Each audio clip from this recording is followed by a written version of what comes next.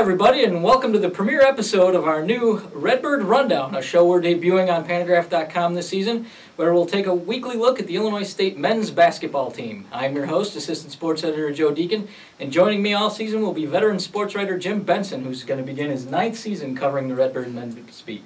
Hi, Jim. Thanks for joining me. Thanks, Joe. I'm really looking forward to this season. A lot of promise with this Redbird squad, and I think the fans who even saw the exhibition game the other day saw a different kind of team, so I think it's going to be a lot of fun. Yeah, well, let's start off with an overall look at the team. They're coming off an 18-16 season, ended in the semifinals of the College Basketball Invitational.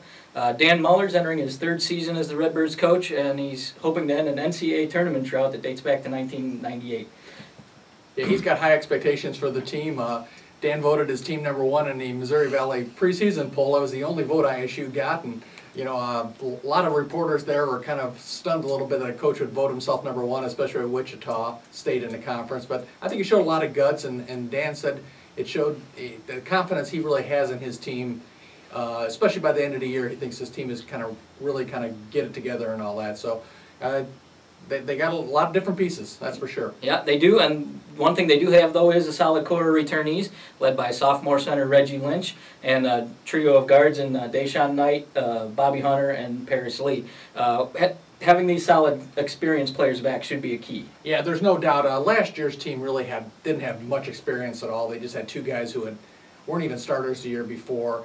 But this year, they really got a nice mix of, they have 6 returners. Guys all played a lot of minutes last year, and then they got some really talented newcomers here. It's just a nice mix. They're probably going to play 9, 11 guys a game even.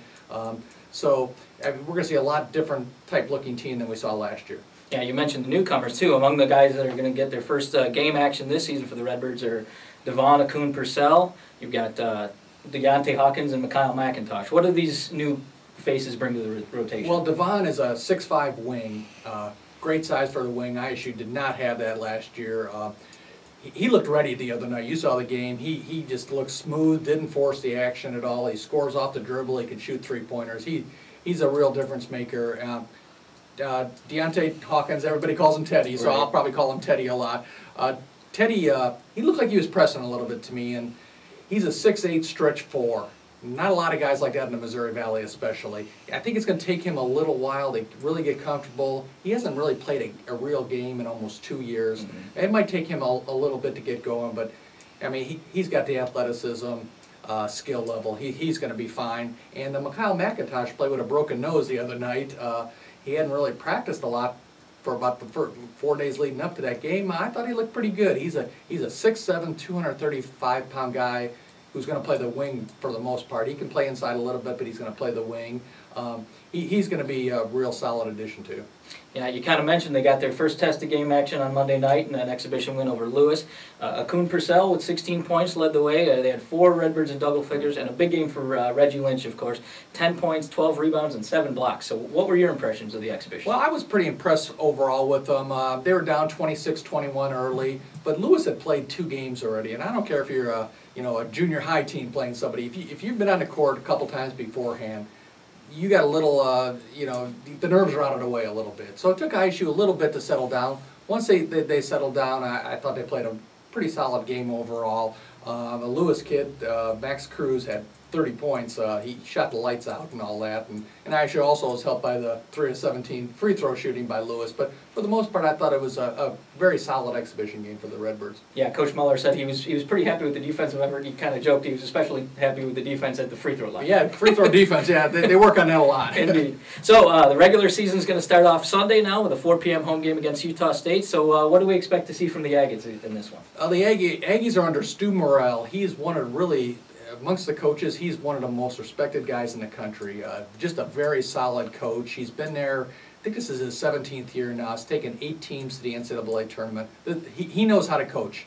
And the thing about Utah State is they get to play a game Friday night against Weber State, which is ISU is going to play the next week in the Virgin Islands. So Utah State's going to have a game under their belt. Sometimes that helps, sometimes it doesn't. But they have a different kind of team this year. They brought in a lot of transfers, which he usually doesn't do. But they brought in a lot of transfers. They don't have very many returning guys, but they a redshirt freshman, 6'8", David Collette, forward. He led them in scoring, and they played also 2 exhibition games. So they're going to come in with 3 games really under their belt, and the Redbirds just had 1. So it should be a pretty solid test. Like I said, Morrell's a really good coach. He'll have them prepared. It's a good opener for ISU. What do you expect Muller and the Redbirds to come out? What are their main focus going to be, do you think?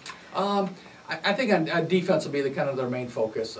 That's the thing they've really been stressing. Last year they had to play zone defense because they were so small. This year they're going to play man-to-man for the most part. I expect them more in this game to come out and pressure at least 3/4 court. They didn't show that the other day. They didn't show a lot of stuff in the exhibition game. Coaches usually don't. They don't run certain plays, out of bounds plays and all that. So I would think ISU is going to show a lot more defensive pressure than they really did against Lewis. Great. Well, that's going to wrap it up for our first show. You can read all of Jim's coverage on the Redbirds on your daily Pantagraph or at pantagraph.com here. Additionally, Jim will conduct online pregame chats before all the games, and you can follow him on Twitter. Jim, you want to give out your Twitter handle? Yes, Twitter is capital P, small g, _ capital BENSON. Kind of give updates during the game on Twitter, and love for everybody to join the chats. We've had a lot of fun with them the last couple of years, and more people are kind of knowing about them. They're a lot of fun. Yeah, indeed. Well, be sure to come back and join us again next week. We'll review the Utah State game, and we'll look forward to the Redbirds contest in the Virgin Island Paradise Jam. Thanks for watching.